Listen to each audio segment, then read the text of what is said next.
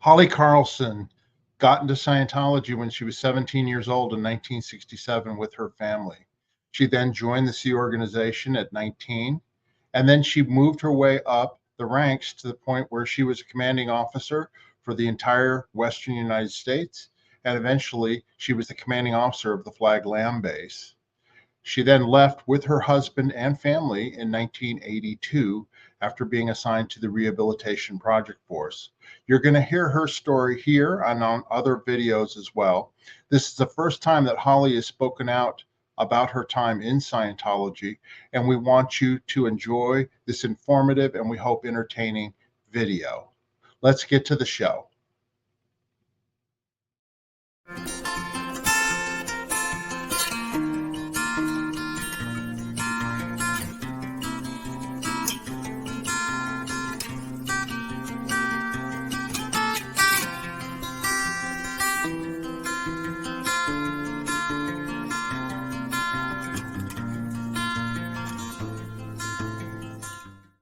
Hello, everybody. How you doing? This is Scientology Peeling the Onion. My name is Mark Fisher, and I'm here with my co-host, Janice Gillum-Grady. Good day, Janice. Good day, Mark. How you doing?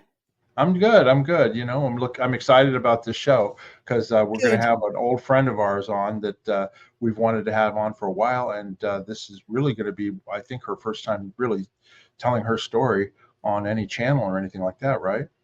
Yeah, very correct. Yeah, the first time I met her actually was when I was 17, and the first time I'd actually come to America and was in Los Angeles visiting my mother in 1973.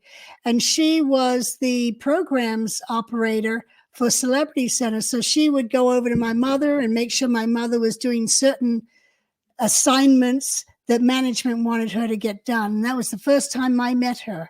And then she's had a long history, and we've been friends ever since then. For 51 years we've been friends. I visit her when I go to Florida. She visits me, you know, and we just hang out and have a good time and many laughs. So yeah, and she's been a friend of mine too as well. And go ahead, James. Yeah, so let's bring on Holly Carlson. Hi, Holly. How you doing? I'm doing fine. That's a very sweet intro that you gave there. And yeah, very definitely, you two are good friends, even long distance all the time. So that's right. Every time I'm in Las Vegas, somehow I miss you, Mark. But I think I saw you the last time, October. Yeah, exactly. Was it 2 Octobers ago or one? Yeah, 2 Octobers ago. Okay. Yep. Yeah, I'm not in the driving across country crew with Cheryl and Janice for 6 months. You should try it sometime. It's fun. I would love to. I just can't afford to do it at the time-wise. Yeah. We did it 7 weeks. 7 weeks. You saw a lot of people. Yeah, she saw a lot of people. We did. We saw over 110 people on that trip 2 years ago. Then this year we just flew in and we saw a handful, and Holly and her husband were one of them. Isn't it fabulous doing that, though? We have done that during our RV travels and just absolutely loved catching up with people that we knew in the old days. Yeah. Well, it was fun with you guys. We did that boat trip and saw alligators. Yeah. And we did Florida, our gators. Gators. And we did the drum circle down at the beach. Yeah. That was cool. I enjoyed that. It is. Yeah. Kind of get your I don't know what you call it, your sort of rumble on. Yep. Yeah. And then we did the ice cream. Oh yeah. That was bad. Well, okay, Mark, let's get going. Yeah, Holly's coming to us from somewhere in South Florida, and her husband are retired, and they travel and they have family and all that, and they're just living and loving life, and we're really happy that she's willing to come on here. Holly, would you start, just for our viewers, if you would just give like a brief rundown, so we can just sort of have parameters here before you start telling stories. How'd you get involved in Scientology through when you left? Because you left it, at a certain point. So go right ahead. So I think 1967, my birthday's in December. So I always kind of clock things against the year. And so I was 17, and my parents' best friends from when we were little tykes had been they had moved to California, and then they had joined up in Scientology, and they were coming back from the UK in that month, that winter time, December 67. And they told us all about Scientology. It was Marga and Harry Whitfell were their names, and they brought with them a guy named Bob Waters. Very charming. They gave us, they just basically, they were so charming and so attractive, what they were talking about. And they, they had that Scientology look. And so they recruited us in. So my thinking was I wanted to be, I wanted to dive in. And so I sort of dove in head first and became a staff member right away. Yep. Go ahead and just your brief resume of the different positions you held and when you left. Yeah. So from there, this was Buffalo, New York, where we were. We were in a suburb of that. And so I joined staff. I did letter registrar, reception, and, so on. Within the third year, I think it was, it seemed prudent to head out to LA and join the Sea Org. So I did that.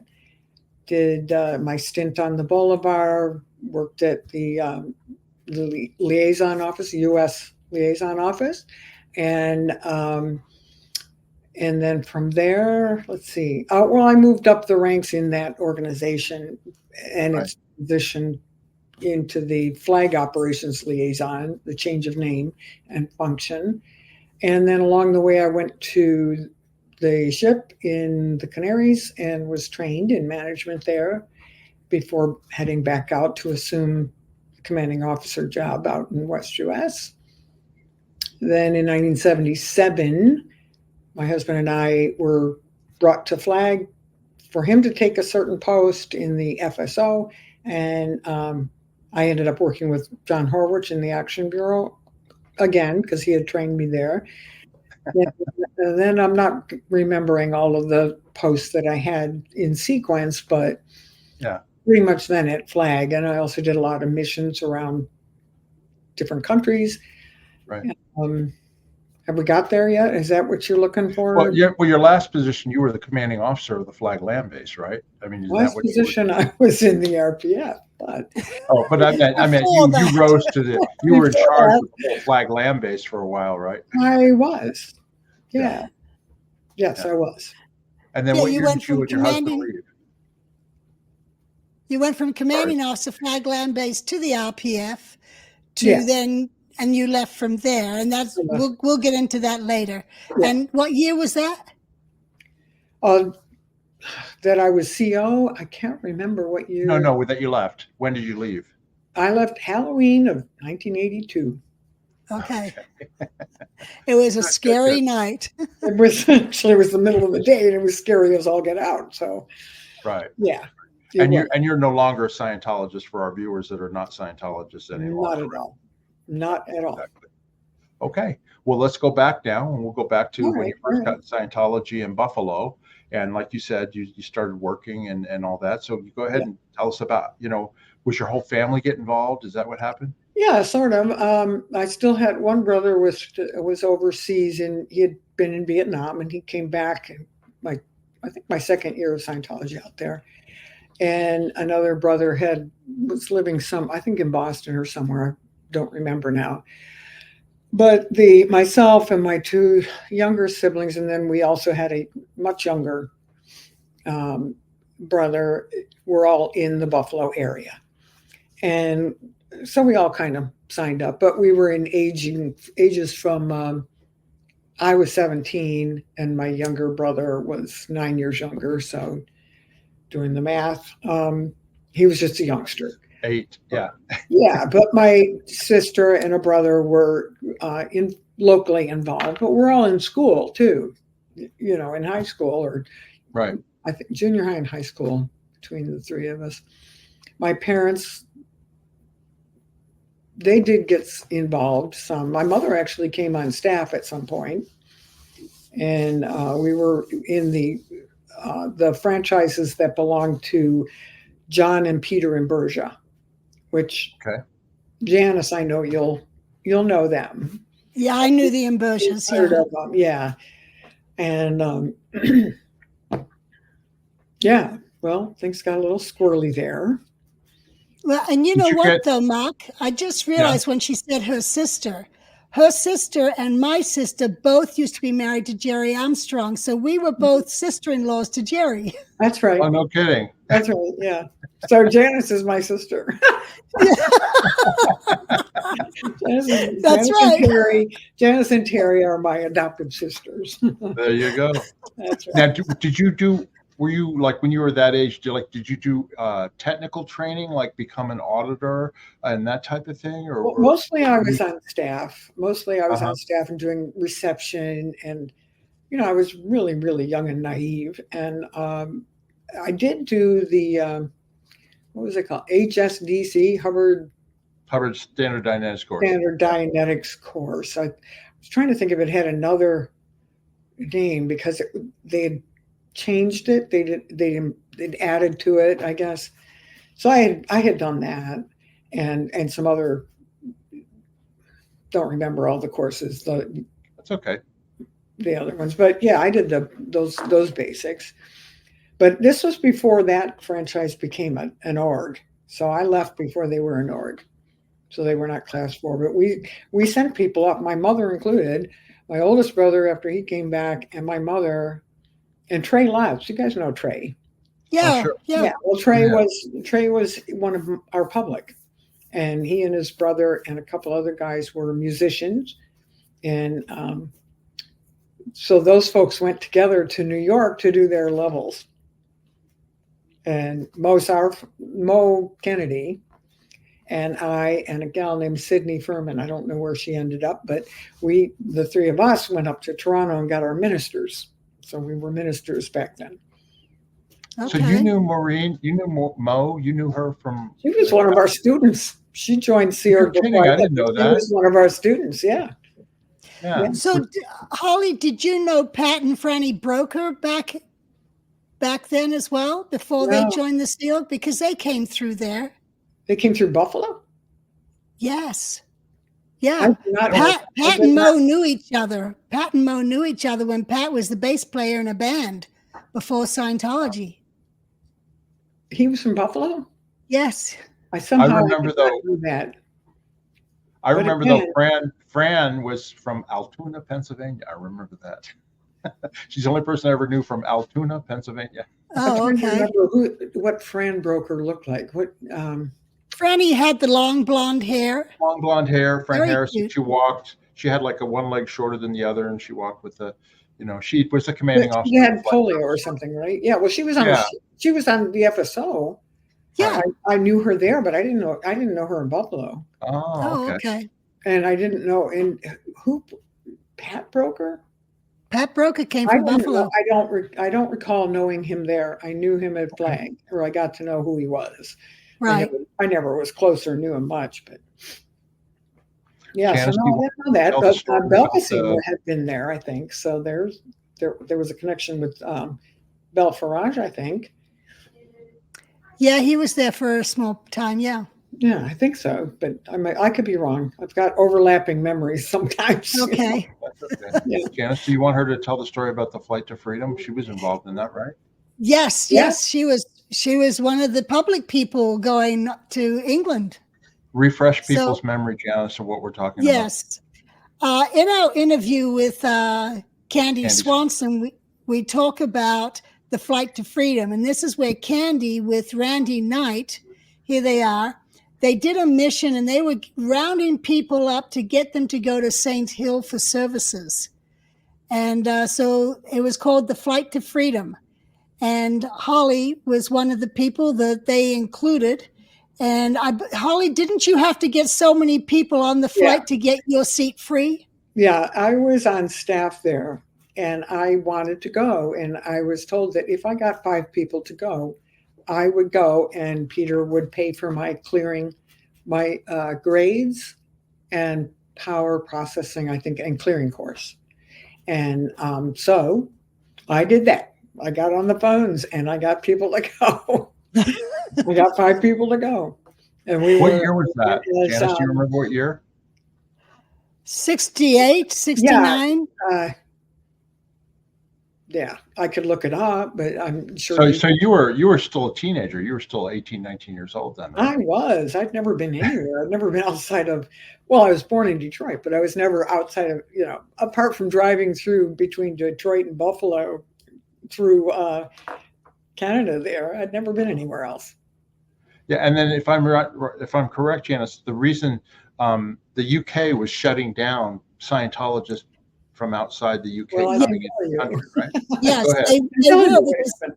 Because even my father, back in 68, he was returning to England, and he went through Ireland to get to England because it was known he would be stopped at Heathrow if he came in there. So, but that probably happened after. Yeah, but when you guys were in the air, I think is when the band came down. So when you all arrive. Yeah. Well, we were briefed, and I'm trying to remember, were we briefed in New York or were we briefed in Buffalo? Because we had to stop through New York, and we were told that we were going to go onto this cover of being part of Pioneer Oil Company. I'm 18 or something. I know nothing about oil or companies or anything. I'm barely out of high school, So yeah, we had to go and we had to make sure we had no Scientology material or anything on us, and we didn't. We went through our stuff, and we landed in Heathrow, and immediately they sequestered us all off so that we couldn't get out of anywhere, and they put us up in the hotel. They went through our luggage. I'll never forget, they found this pair of earrings that happened to be triangle shaped, and they decided those were Dianetics earrings. They had been a Christmas present from my mother. They had nothing to do with Dianetics. But oh well, you got to not say anything. It required some good TRs for a kid of my age. Yeah. Yeah. Anyhow, so they kind of bullied us, and then they locked us in our rooms. And that was the weirdest thing. We couldn't get out, but they locked us in our hotel rooms at Heathrow. And I just thought, wow, that was weird. And then they sent us back the next morning. They fed us. They gave us a nice breakfast and sent us home. See, now Candy got through customs like with about 6 people before the rest of you got caught. Mm-hmm, mm-hmm. And so she managed to get through, but the rest of you were under lock and key at the hotel. They must have figured us out. Did they send you back? Did they send you back to the U.S. or did you? Yeah, the next morning. So you never made it to St. Hill. Oh no, that's terrible. No, from the airport they locked us in an airport at the hotel. At the airport. So the flight to freedom basically got to Heathrow, spent the night, and then shipped back to the U.S. It's pretty scary for a kid. I'll bet. But you got a lot of frequent flyer miles out of it, right? I don't think they had those then. In fact, back then, I think we only barely had jets. That was in the log cabin days. That's what I tell my grandkids. Anyway, a long time ago. Yeah. So then it was a while before I went out to LA, but I think I was 19. Or had I turned 20? I'm not sure. But I remember my mother saying, I said, I don't know what to do with myself. I don't want to do this. I don't want to become a secretary. I don't want to, whatever. And she said, well, if I were young and, if I were your age and single like you are, I'd go out and join the Sea Org. Okay. So I did. Good way to get you out of the house.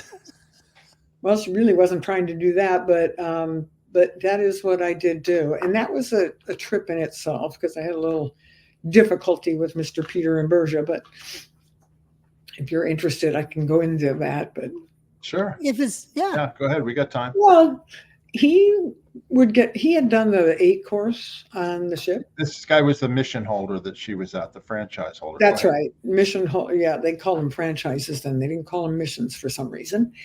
Anyway, he was a class 8 and his wife had come and go. I actually spent 3 months taking care of being nanny to his kids while she went off to do OT3.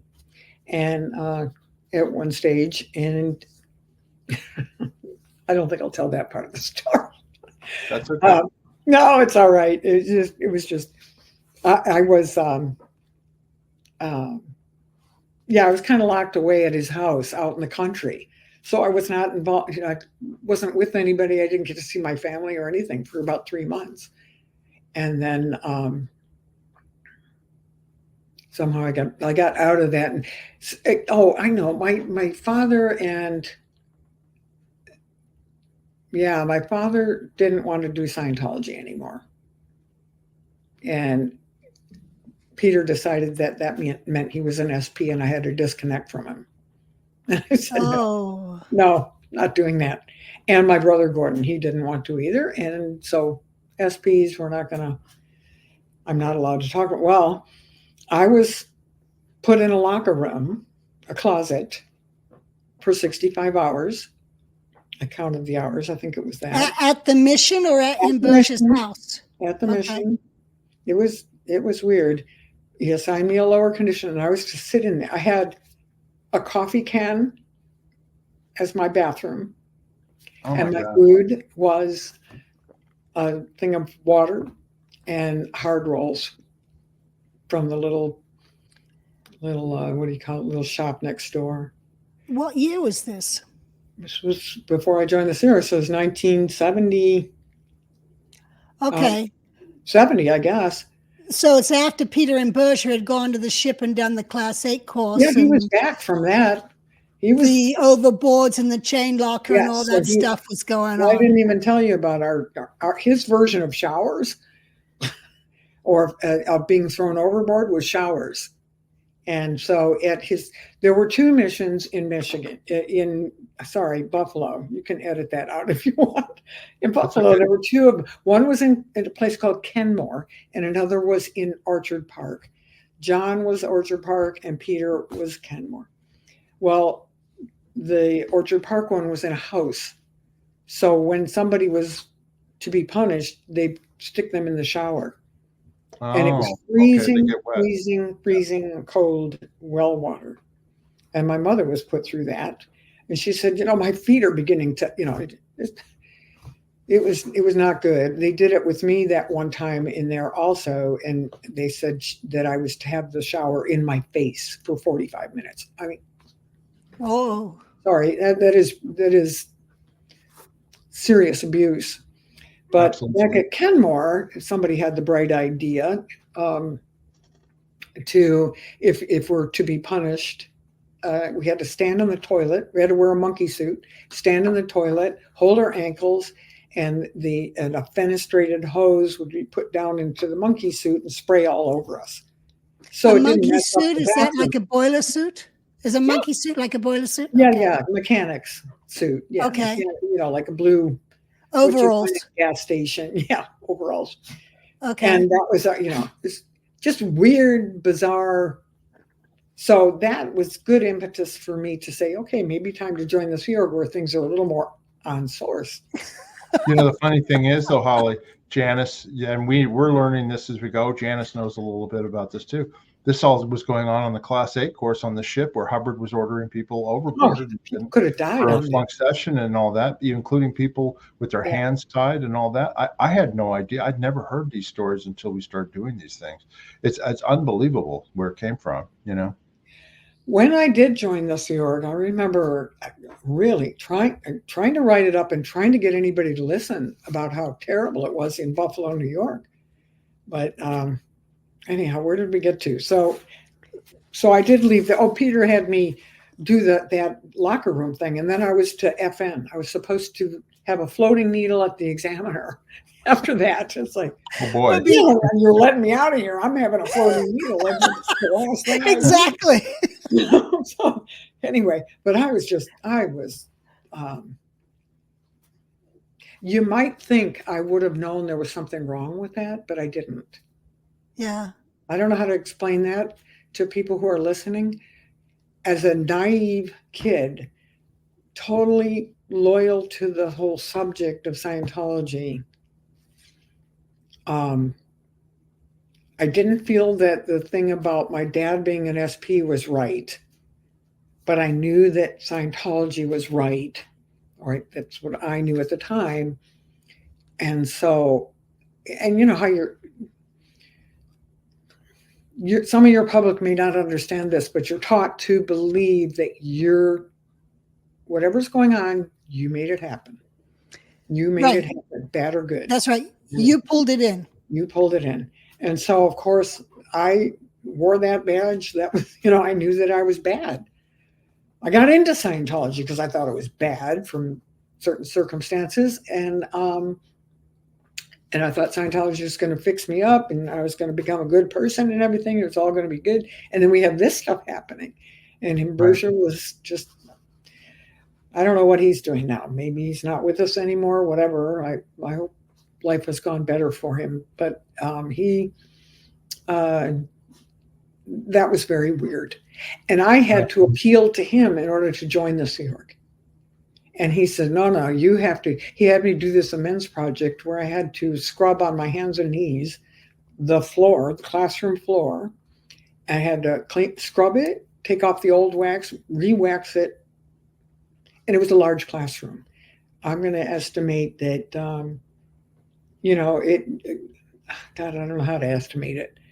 Well, let's say it was 20 by 30 feet, something like that. It was large to do on your hands and knees with very little equipment. So I did this thing. It took a weekend. Mo had to come in and she was doing some lower condition or something, and she was having to clean the bathroom. She nearly died because she was breathing bleach and ammonia. She was cleaning, wow. And that makes mustard gas. And so all of a sudden I hear her and I go drag her out of the bathroom because she's choking on this stuff. It was terrible. Anyway, I finished the job. I tell Peter when he comes in. It's 6 o'clock. I said, I tell him I need to talk to you. And he said, as he's walking across the room that I had just finished waxing, he says, oh, this will have to be entirely redone. He found some spot. I don't know where I got I said, okay, I need to talk to you. And I went and stood at his doorway and waited for him to do whatever. And I said, I'm joining the Sea Org and I need you to sign this piece of paper. No, you can't do that. You owe me, blah, blah. I said, you know what? You owe me, because he never did pay for my clearing and all that. You owe me more than I owe you. And sign this. And we're off. We're even. Let me out of here. So that happened. So you dived from one boiling pot into another boiling pot. I dove from one boiling pot into another boiling pot, but who would know? I was it's getting closer to source. It's really wild. I mean, we've been out for a long time, but a lot of this behavior was about control and keeping control over people, and basically, you're doing as I say. Yeah. Otherwise, your spiritual freedom is in jeopardy. And if you're a true believer in whatever it is that we were believing at that young age, that would keep you in place. And so, these people, all of it, Hubbard, Miscavige, it's all about controlling the people inside, not letting them have free will. It's just really, really outrageous. Well, in simple terms, it's called brainwashing. Yeah. So you joined at July 1st, 1971, right? And you went to Los Angeles. Where did you go in Los Angeles? Like, where was joining the Sea Organization at that time? That was at USLO, United States Liaison Office, and that was at 811 Beacon Street in Los Angeles. Okay. Yep. And Vicky Lewis. Yeah, that was the across the street where I ended up living, but not immediately. That house there was 816. I'm trying to remember what her name was. I think it was Vicky Lewis. Yeah, Vicky Lewis. She was the USLO. She was the Hubbard area secretary. She was the HAS or a COPE officer. Oh, okay. Something like that. She was HCO. Okay. And so she was in charge. And then there was a guy, I forgot his name now. a redheaded guy, ended up on Carl's staff later, but he was the recruiter. So they had so many people. That was probably the biggest recruitment day they'd ever had. And I remember that you had to be cleared. You had to have no debts, and I forget everything now, but you had to not have any crime, and and I didn't. I did have $100 debt, supposedly. Somebody had loaned me $100 so that I could get out to LA. I go, well, I don't know how to pay it off until I start working. Right. So, At $10 a week. yeah, right. If that.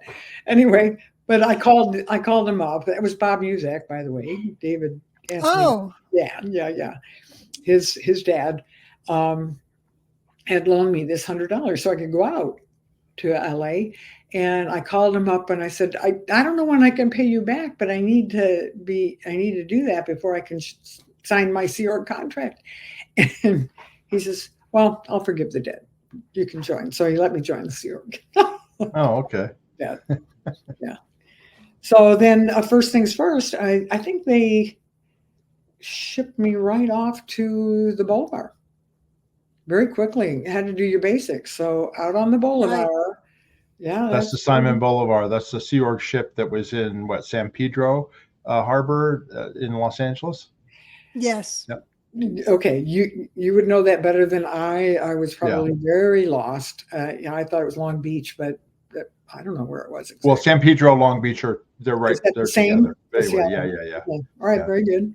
I know. Even all the time I lived there, I never learned anything there. I never drove, so I never drove around, never knew anything. So I was on the ship. I think it was a couple of weeks, and within the first 3 days, they made me the third mate. I didn't know what that was. I think there was a guy named Ingraham. Paul Ingraham was the captain because Bob Young was at Flag. And I remember Paul Ingraham. Yeah, he was I don't know what he's doing now, but. Yeah, his mother, Harriet Ingraham, had that turquoise business down in Tucson. Really? Yeah, she sold turquoise, real Indian turquoise jewelry. Nice. Well, Paul was he was very exuberant temporary captain. And he had us out there on the decks into all hours of the night, pinholing, removing the rust, getting the paint out of the way, getting the undermining of the rust and stuff. So we're doing this. I'm a kid who's never done anything like this. And then he decides to get the hoses, and he's spraying us down with the hoses from the seawater. All the new recruits? Yeah. Oh. All I know is with that, I'm freezing. I can't breathe. We're breathing these fumes, these paint fumes, and I'm in an enclosed space at the forward end of the ship, below decks, and we're freezing, literally freezing. I can almost feel it as I think back to that because it was memorable. I got very sick. I had 106 fever, and I was sick for 3 days. I was delirious, and I'm at an upper bunk, and it's like every now and then some guy came to check and see if I was still breathing. Wow. I was young and I was very healthy otherwise, so I got through it. But it was a very dangerous thing. It was a very dangerous thing. Let me ask you a question. Why he did that, I have no idea. But okay, Mark. No, I mean, I think I know the answer, but I'm going to ask this question for our viewers' sake. Why would somebody young like you or me or Janice, why would we put up with something like that? I mean, I know from their point of view, they thought they were toughening us up to see if we would make it through, kind of like boot camp, in the military, where they really push you to your limits because the quitters, they want to quit. I mean, what was your viewpoint? I mean, why did you stick it out? What was going on with you at the time? That is a very good question. And I'm not sure that I can recreate in my mind today what was in my mind back then. Okay. Did you ever think the promise of, it was the promise of what Scientology, what Hubbard promised us. And Right. that, I knew it would be tough. I'd heard Ron 67, that Ron's Journal 67. I had Right. listened to that. And that was, he was God to me.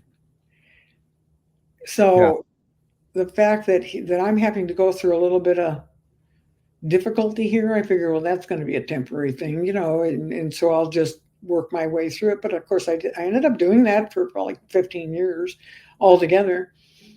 Yeah. That kind of It's funny because the same thing happened to me. You know what I mean? There'd be points where you were like just going like, this is too much for me, but you would push through it. And I'm not saying this to say anything good about Scientology, but you would push through it. And then years later or whatever, they go like, oh, at least this isn't as bad as when they put the hoses on us or whatever. You know what I mean? It's like, oh, we can get through this. Do you know what I mean? It almost became like, oh, that was tougher back then than it is now.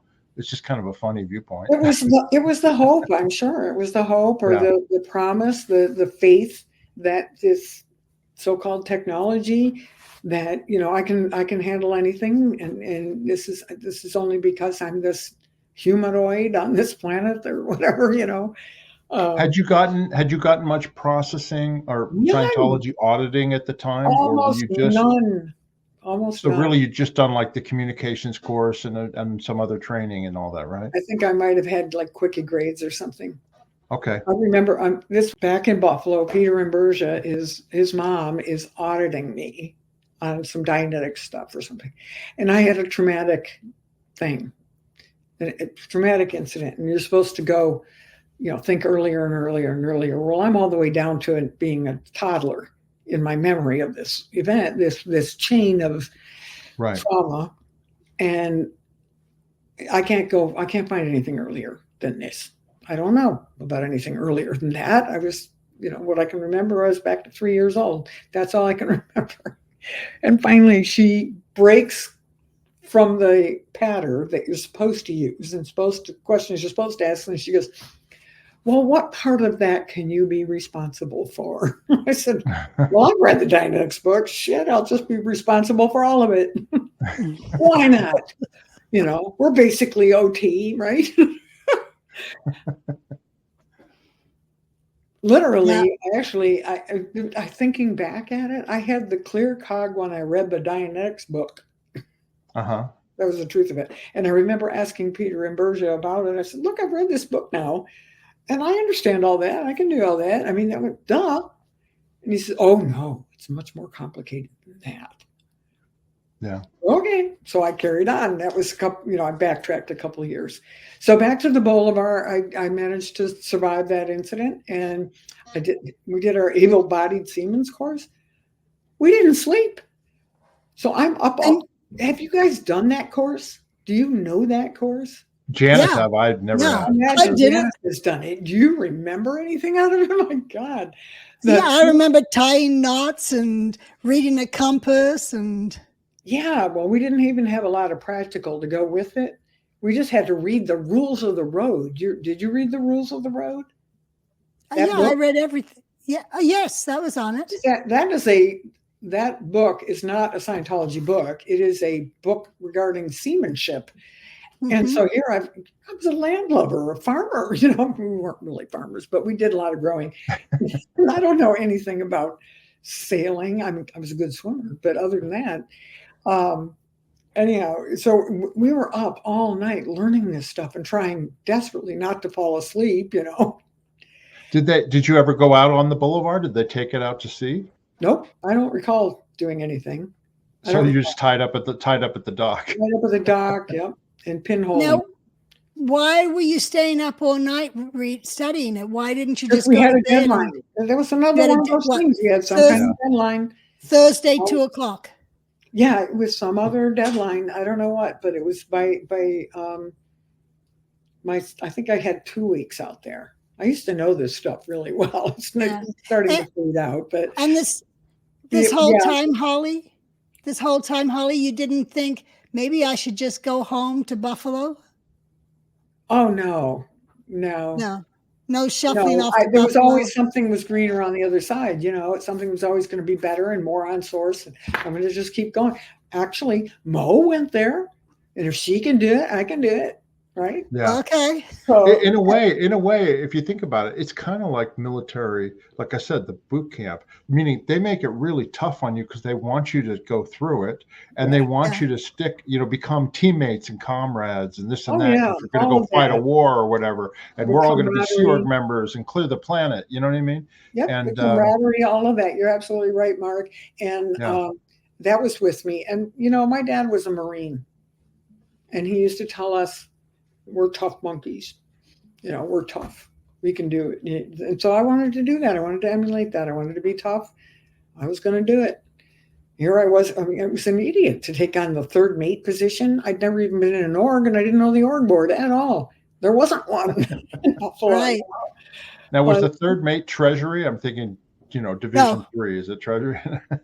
No, third mate was third mate HCO. was HCO. Yeah. Oh, okay. So third mate, communications and stuff like Yep. that.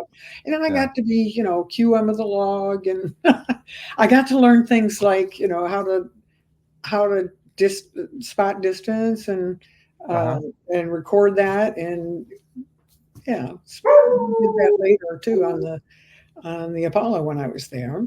Just little bits of training for that too. Anyway, so it was kind of exciting, but I was then I got comfortable there and I didn't want to leave there. I go, oh no, they're going to send me back to that building, that 811. And then they're going to have me Beacon Street. Yeah. I think I did my staff statuses too. 1 and 2 you had to do. Right. Before you could join staff for real or something. There was something. Yeah. Well, back at Beacon Street, right around that time, Holly, was what? Alex Sabursky, Kerry Gleason, David Light, Well, that is a sequence. I'd like you to hear my story on that, because I see it written up in different places and it's a little out of sequence. Okay. But I was there, so I remember it very well.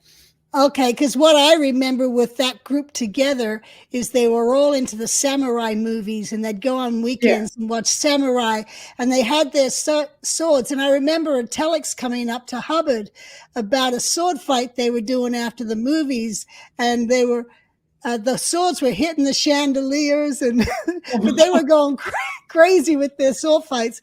And LRH wrote a telex back down about trying to get them to knock off their samurai stuff. That would be something you might ask Tom Lovely about if you ever get a hold of him. He's in New Hampshire. Yeah, we're still in touch. We're still in touch. He became my first husband, and he was in USLO. He was training and services, assistant training and services aide, and I think it was Rocky Stump or somebody who was the TNS person on Apollo. TNS?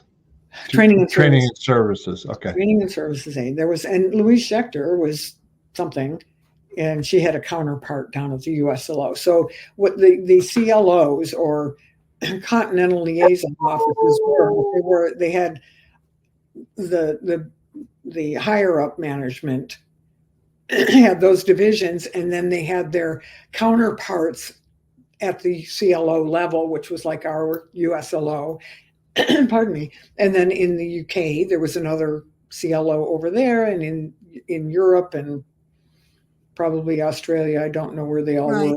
I don't remember now, but each continent basically had the mirror of the ship, the Apollo ship divisions. Right. Called bureaus, actually. Right. So Alex had been the CO. Now, where he was when I got to the USLO from the Boulevard. And when you're saying USLO, it's United States Liaison Office. Go ahead. Yes. Right. I have been saying that 3 times. I know you have. I'm just refreshing our viewers. That's okay. I could say. So I arrive, and Vicki is the HAS, and she puts me on a position called HCO Expediter, Hubbard Communications Office Expediter. And I thought, okay, all right, I can do that. I can do whatever, but I don't want to be pinned down to anything. I remember thinking this. I don't want to be posted yet. Not that I even knew what that would mean, but so I was expediter. I would work wherever I got assigned.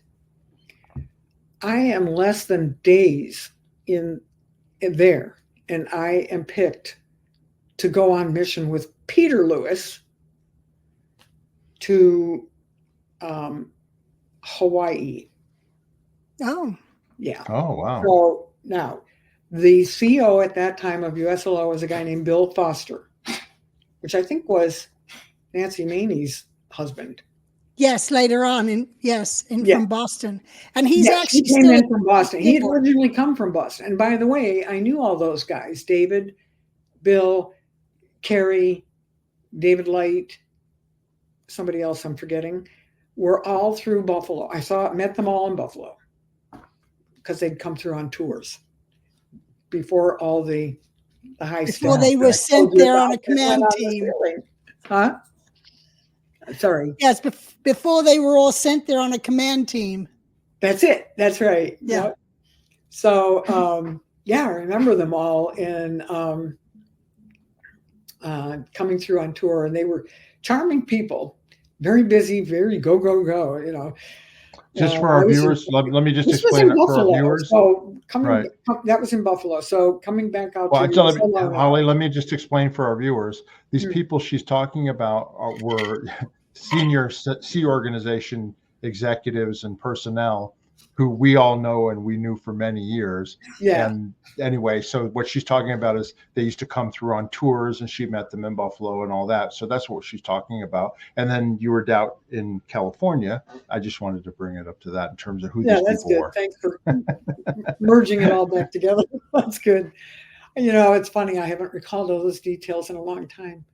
But so Bill Foster was the CO. Don't remember a whole lot of other people. There was one of the assistant aides was, they were all called aides, those bureau heads that I was telling you about. So training and services aide, he was assistant training and services aide. There was Sue Smith, who was dissemination. I think Louise was finance, was she? But she wasn't there. Louise was finance. Yeah, but she was on the ship. And then her counterpart, I'm trying to remember who her, it might have been another Holly, actually a different Holly. Anyhow, somebody got wind of an LRHED. It was number 153. I'll never forget it. Executive Directive. LRH Executive Directive 153. And it had these different, it wasn't the one that became famous later, but it was the origins of it. Bill Foster got wind of it somehow, and he decided he was going to get the jump on Flag, and because he knew there were going to be missions sent out from Flag. So he goes, we're going to do this. We're going to take care of this ourselves. So they throw me. Hold on. I don't even know what 153 is. What was that about, Janice or Holly? I don't know the number. No, but I mean, it got renamed later to be the one that introduced the paid completion statistic as the stat for the ED of the org. Oh, okay. So, okay. I got it. I don't want to try to explain all that right now because you're no. I understand now where we're at. Okay. Right, no, I understand. Well, that thing got revised so many times, and I was usually involved in it because I was the prototype, the person to, me pilot. You were the pilot.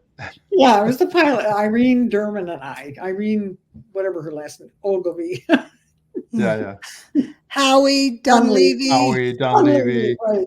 Yeah. These stories are so funny now.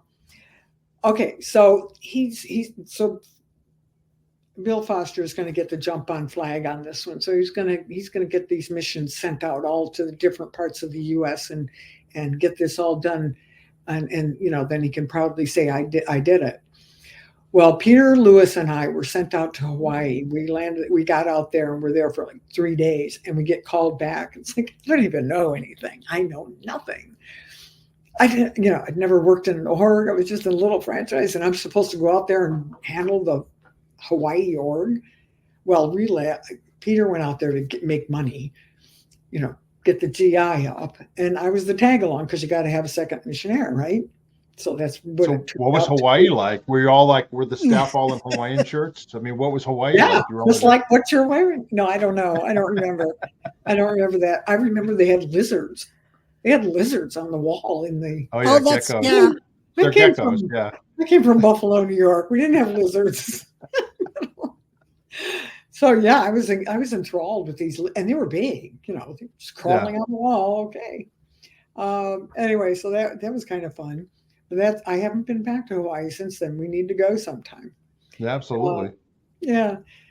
So they called us back, and they throw me back in briefing because now I'm going to go out again. Oh, I think in the interim, they send me on mission with Vicki Lewis to Detroit. Case and Letter Reg Program #1, it was called. Oh. And I'm supposed to, to help these people do these targets on this LRHED. Well, Vicki, who was famous for being able to make money, got the GI up. And she's gross income. Such an enthusiast. And if you work for Vicki, you're just encouraged. Vicki was just a wonderful, I'm sure she still is, but I haven't seen her in decades, but she was just a very enthusiastic person. She still is. I figure. Well, she's an entertainer and all now too. So yep. She was a beautiful person then, and I'm sure she still is. I'm just saying that's how I met her. She was young, and she was my HCO area secretary when I came in, and she and I went on this mission together, and she's charging around, and it's just the enthusiasm was infectious, and I loved it. But I didn't know what I was doing. So then I get back to LA, and they throw me back in briefing because now they're going to do the real mission, because Flag by now has arrived to institute this thing, and they're going to send me. I don't know where they're going to send me, but I'm to be the PR member. Now, I didn't even know what PR stood for, so I'm sitting there in the briefing room with Kip Hansen and trying to read during briefing the entire Science of Survival book. Oh, that was part of your briefing? That was part of my briefing because you had to know Science of Survival in order to be a PR member. Oh. And PR is public relations, right? Relations. Yeah. But just learn the tone scale. Definition of it, it's almost kind of special. I don't know. It's very weird. I'm going, I'm overwhelmed here, people. I don't know what I'm doing. And it's like, I really don't want to disappoint anybody. I want to do this, but for Pete's sake, I'm just a kid from Buffalo, New York, and I don't want to fail my first week, So finally, they send me to Tom Lovely to clean up my misunderstoods. I don't have misunderstoods. I have no understoods. Right. I'm like, when she says misunderstood, you're talking about misunderstood words. That's right. That's right. If you can't, Scientology believes that if you don't understand something, then there's words that you don't understand, and that's why you don't understand it. So I'm a complete blank slate. Can you help me out here, people? So they sent me to Tom, and it was fun. He took me up to the org board, and he said, "This is this, this is that." And he explained it to me, and oh, that's neat, And in the end, they ended up not sending me on that mission anyway. It was too much for me to get into it, but at least it cleared me up so that I wasn't going to go jump in front of a train or something. I mean, it was really tough.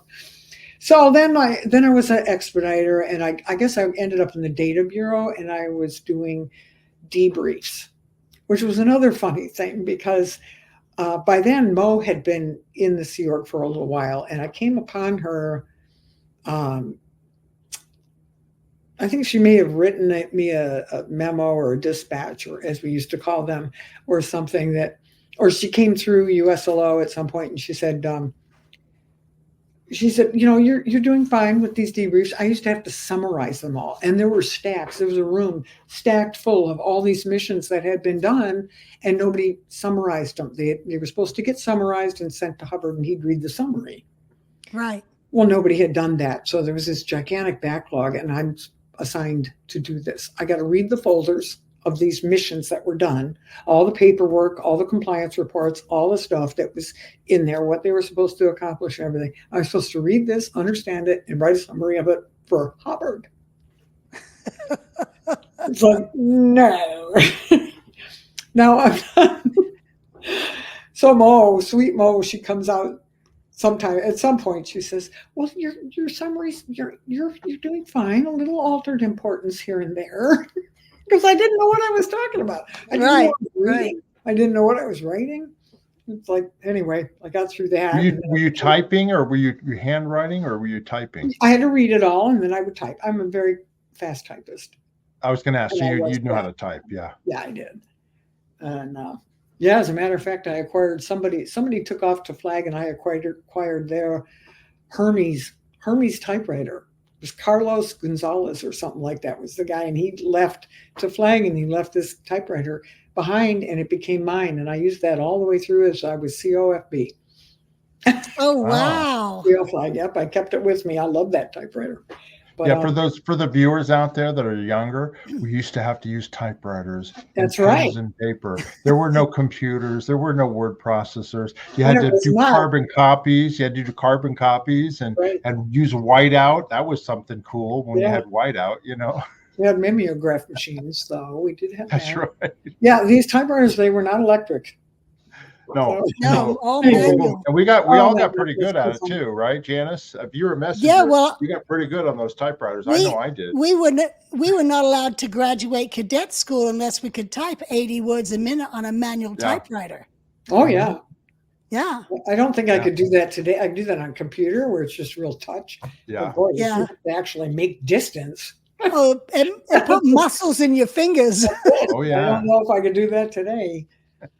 So I did that. And then I was the debriefer, and I had to debrief missionaries as they were coming through. And then I was made assistant data aide. And by then, Tom and I had gotten married, and we had Jennifer coming down the pike. But they sent Tom on mission while I'm pregnant. And so I'm like 7 months pregnant, and he's not even seen me. Now, when you say Tom, you're talking about Tom Lovely, right? Tom Lovely. Yep. Right. And how old were you when you got married and all that? I was 20, I think, 21. Because I was. Let's see. Jennifer was born in 1972, and at the end of that year, I would have turned 22. So I was 21 and a half. Yep. Now, was Jennifer born at home? She was born at home in this house? That photograph there, you see those two windows on the upper left as you face it? She was born there on a waterbed. With a midwife? No, it was supposed to be, but that's another story. We're getting ahead of the who took over from whom. By the time that happened, Tony Dunleavy was the CO USLO. And it had been turned into a FOLO. So it was Tony and Kimma were running things. Okay. And it was now the Flag Operation Liaison Office instead of United States Liaison Office. Okay. So, of course, I went on maternity leave the day that I woke up and was in labor. He comes in. Go ahead. Well, that's also when it was separated into West U.S. and East U.S. Not quite. Not quite. It's all still just U.S. I think they were trying to set up the separation simultaneously, but it hadn't totally happened yet. There was a little bit of a transition had to take place, and the exact dates of that I'm not sure, but it was, and I can't quite remember who took over East U.S. when that happened.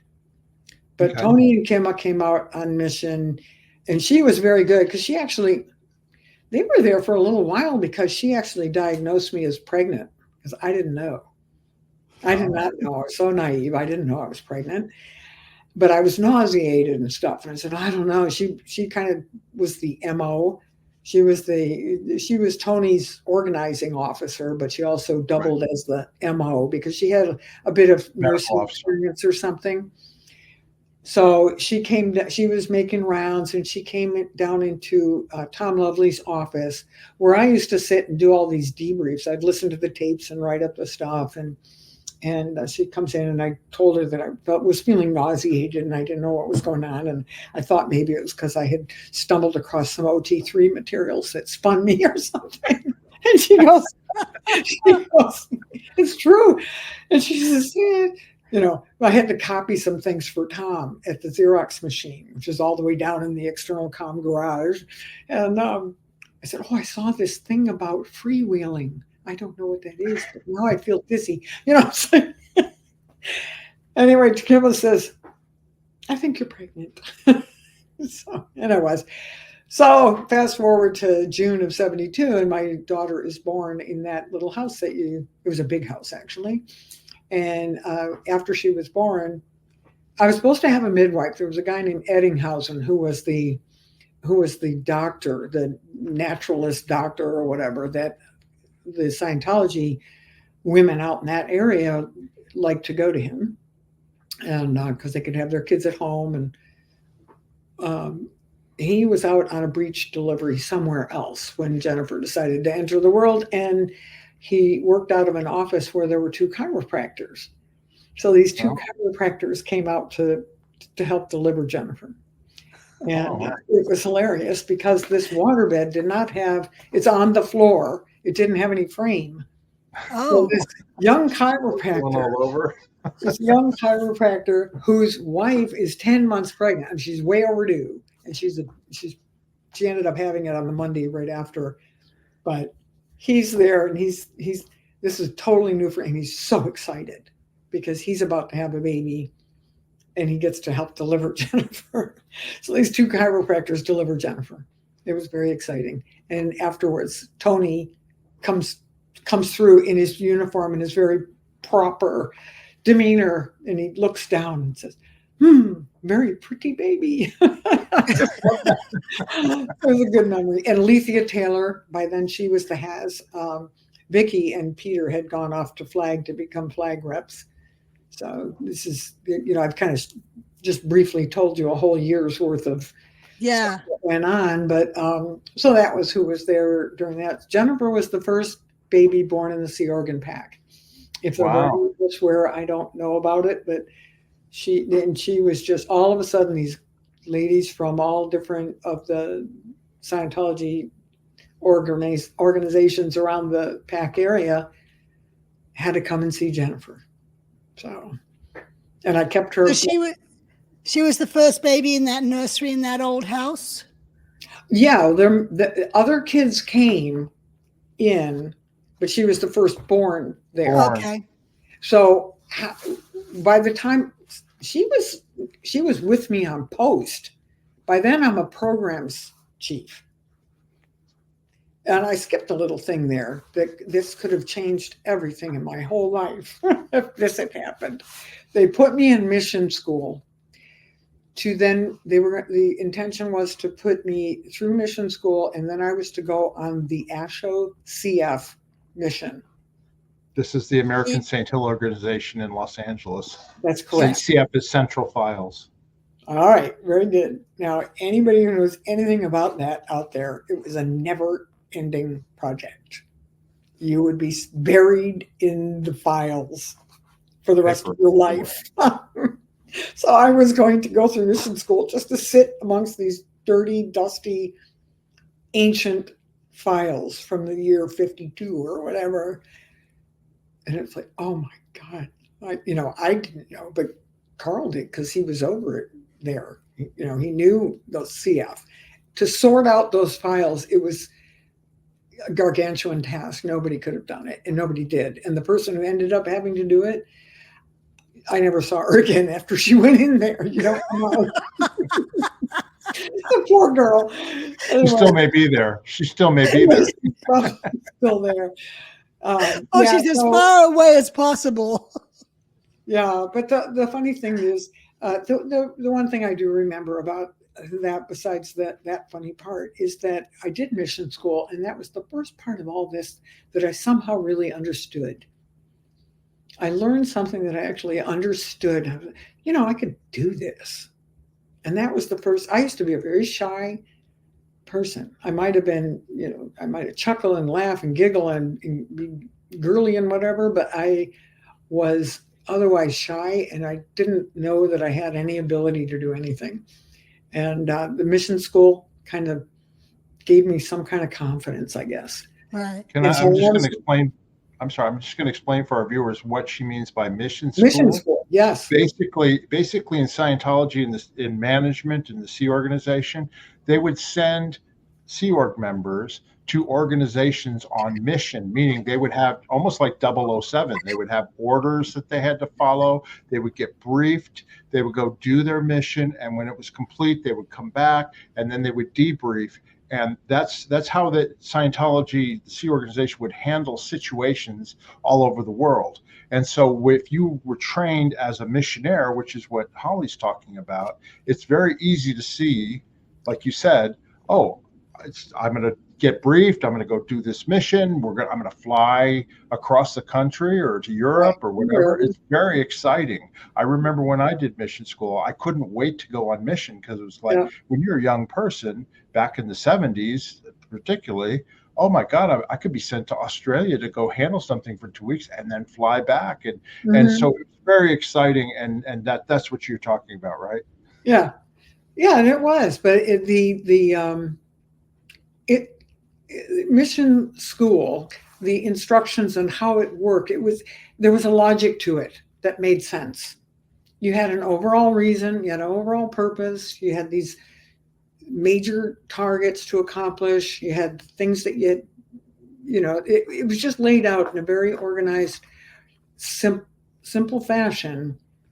Not that the jobs were simple to get done, because they weren't. When you did go out on a mission, sometimes they were very difficult, but you had steps to follow, and wherever you went, you had somebody at the other end, back at base, directing you. You send your daily telexes in, and they'd then tell you what to do next, and you tell them what you ran into while you were trying to do this thing, and then they'd say, okay, well, you're doing great, now move on and do this next step, and so on. So it gave me confidence anyway, and it also set the pace for set the concept for the programs bureau, which was a new thing. The USLO didn't have that real.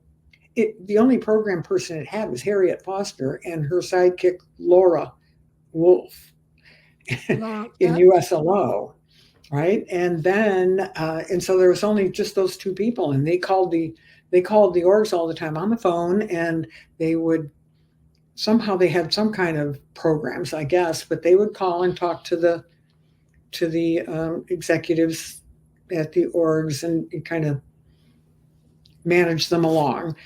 But then this programs system was developed where evaluations would be done about, say, the org is Keokuk, let's say, and somebody would look at the statistics of it and figure out what was the problem going on in Keokuk and to what information was being sent into the data bureau. They'd study the data bureau stuff, figure out what the org needed, and then send a mission out to fix it, or write a program that would be run via dispatches or memos and telexes long distance. So, and then somebody at the other end would give feedback on how these programs were being done, and they looked similar to the mission orders that a person going out on mission would have. So that system, was put in place, and I worked in that bureau, and I was assigned sorry, my computers are making noise. That system, I'm sorry, I lost track of what I was saying. About the programs. I was put in charge of the local Sea Org, orgs, the Advanced Org Los Angeles, the American St. Hill, both Day and Foundation. There were two orgs occupying the same building, but on different shifts of the day, and Celebrity Center and pubs, publications. And was there somebody else in there? It seems like there was somebody else, but I'm not thinking of it. Yeah. No, you lay that out really, really well. I mean, that was right up my alley too. And of course, Holly and I worked together years later doing those type of things. And that was how Scientology was run. That's how it was managed. It was managed by programs telling the organizations do this, this, this, and this. And then the statistics would be watched, or by, if something was an urgent situation, a mission would be sent in. And that's how they ran the Scientology International. Right. Yes, Janice. Or if the organization didn't implement the program they were being told to do through telexes and dispatches, then a mission would be sent to force them to do those steps. Right. Or if things were bugged, or there were other emergencies that over the years things would happen. Like one time Austin, there was a fire in the org. It's like that kind of upset everything. Or the executive director leaves or something, the different things would happen. But back to the LRHED 153 story. Right. That became, by the time we have FOLOs, Flag Operation Liaison Offices, in the West US and the East US and other continents, LRHED 153, suddenly out of the nowhere, this thing morphed into, it introduced the paid completions statistic as the thing that you measure the ED or CO's weekly. ED is executive director or the commanding officer. They're the person who's in charge of the Los Angeles organization, Buffalo. Yeah. Previously, they'd really pretty much been run by GI, grossing money. Right. And Hubbard came out with the it actually made a lot of sense. What are we here for if we're not delivering these services? If we're not, if we're not providing the whole reason people study Scientology. So he developed this paid completions. So what that meant was that you would take a communications course or you would take an auditing course where you would learn how to do the Scientology technology. You had to pay for the course, and you were made to complete the course under supervision by a supervisor who would make sure you did it and graduated from it, and that you knew what you were doing at the end of it. That was the point of it. And that it was paid for. So it was a very good way to make sure that you'd have all the components together. Yeah. Well, Hubbard used to push delivery. He used to push delivery, and if you get delivery and you deliver, the income will follow, is what he kept saying. Yes. Well, and it also was his biggest concern was how much backlog delivery was there, because if they were selling all of these courses and auditing to the public, but then if they weren't getting them delivered, those were potential refunds and repayments, and it endangered the organization. So he wanted the executives at the organizations to concentrate not just on income but also delivery, like you said, Janice. And I couldn't put it better than myself, Mark. That was excellent. What you just described, how it was meant to be. And I fell in love with that, because that was similar to the whole mission school idea, is it actually simplified it all. Yeah. And there was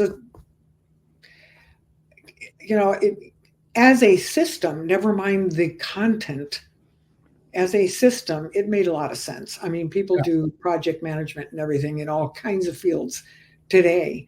So it really simplified things, and which was a good thing, because otherwise you've got you've got all these young people running around the world trying to like with their heads cut off. Like, what am I doing?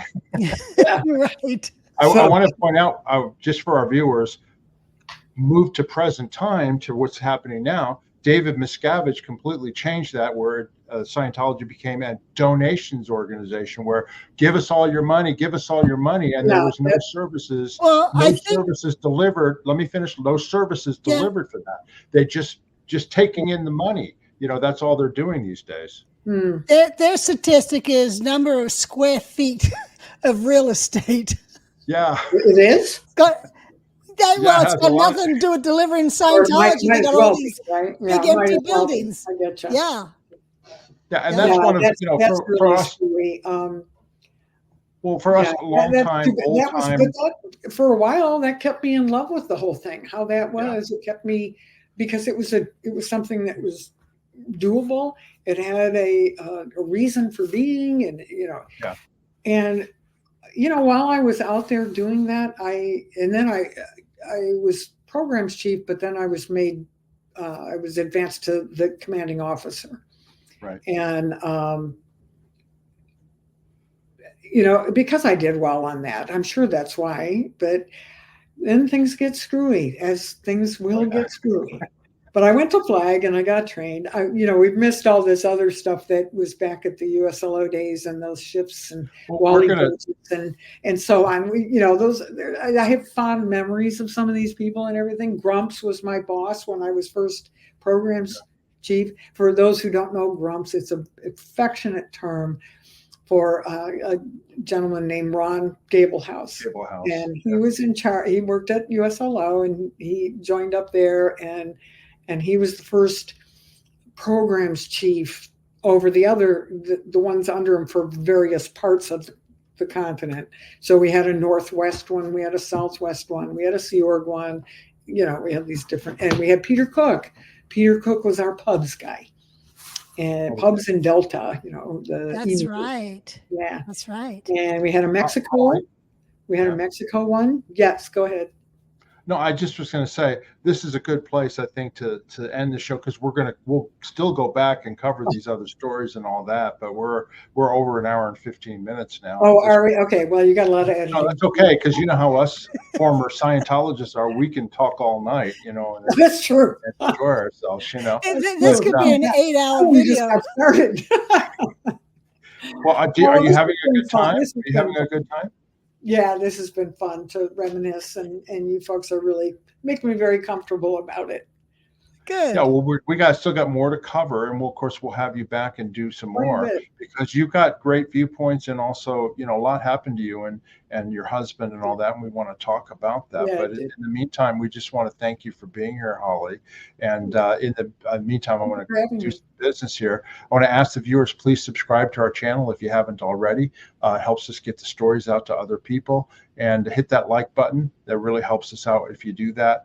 And if you've got any questions for Holly or for us, or any comments on this video, please go down below and write them in there. We check them all the time and answer them. And of course, if you've got questions for Holly, we'll ask her on the next time we have her on a video. And also, if you want to donate to our channel, the best way is buy us a coffee. There's a link right down below where you can buy us 1, 2, 3, 10 coffees. I'll be up all night if you do that, but we appreciate the support that you might want to give us. I don't drink coffee, so he drinks it all. And then finally, I just want to say, if you want to become a member of our channel, just click on the join button. It's right next to the subscribe button. Click on that. There's a little video that explains our membership and what you get and all that sort of thing, and just watch it. Again, it's another way that you can support our channel, and we want to thank everybody that's already a member. And also, please, if you'd like to become a member, hit that join button.